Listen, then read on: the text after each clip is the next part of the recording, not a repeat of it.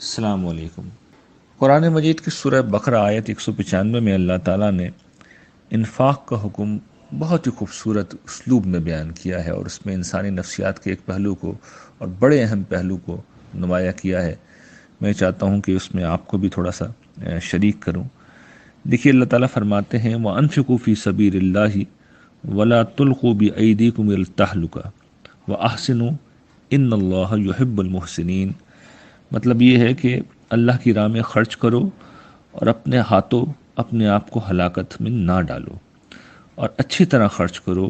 اللہ تعالیٰ خوبی کے ساتھ کام کرنے والوں کو محبوب رکھتا ہے۔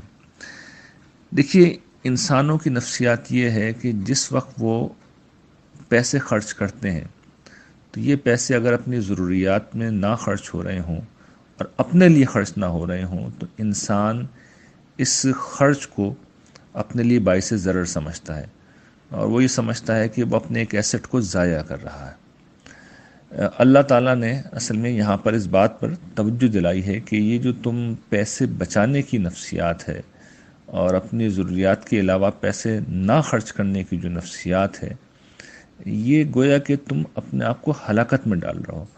تم یہ سمجھتے ہو کہ تم یہ جو پیسے بچا لو گے، تم اپنے آپ کو مستقبل میں محفوظ بنا رہے ہو، اور تم یہ سمجھ رہے ہو کہ تمہارے بینک اکاؤنٹ میں اگر بہت سارے پیسے ہیں، تم نے اگر پلاٹوں میں پیسے لگا رکھے ہیں، تم نے انویسٹمنٹ میں پیسے لگا رکھے ہیں، تو تم نے اپنے مستقبل کو سیکیور کر لیا۔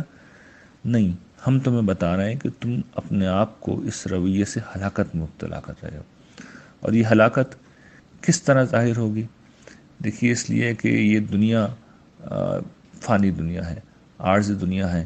اس میں لوگ پیسے بچاتے ہیں، پلاٹ خریدتے ہیں، جائیدادیں بناتے ہیں، لوگ انویسٹمنٹ کرتے ہیں، لیکن ایک روز موت کا فرشتہ آتا ہے اور موت سے کوئی نہیں بچا سکتا، اور ان کا سارا مال ان کے وارثوں میں تقسیم ہو جاتا ہے۔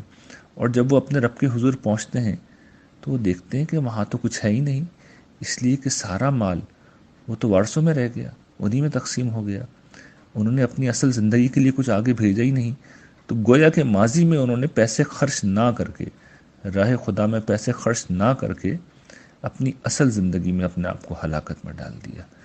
تو آخرت کے جس رخ سے اللہ تعالیٰ ہمیں اس دنیا کو دکھاتے ہیں، اس لحاظ سے دیکھا جائے تو جس وقت ہم پیسے اللہ کی راہ میں خرچ کرتے ہیں تو ہم اپنے آپ کو سیکیور کر رہے ہوتے ہیں۔ لیکن اگر ہم آخرت کو نہیں مانتے اور اس پر ہمارا ایمان نہیں ہے، تو پھر جس وقت ہم پیسے بچا رہے ہوتے ہیں تو ہم اپنے مستقبل کو سیکیور کر رہے ہوتے ہیں۔ تو گویا کہ ہمارا انفاق اصل میں ہمارے ایمان کا آئینہ دار ہے، اور جس وقت ہم خرچ نہیں کرتے تو گویا کہ ایک نوعیت کی ہم حالت کفر میں ہوتے ہیں۔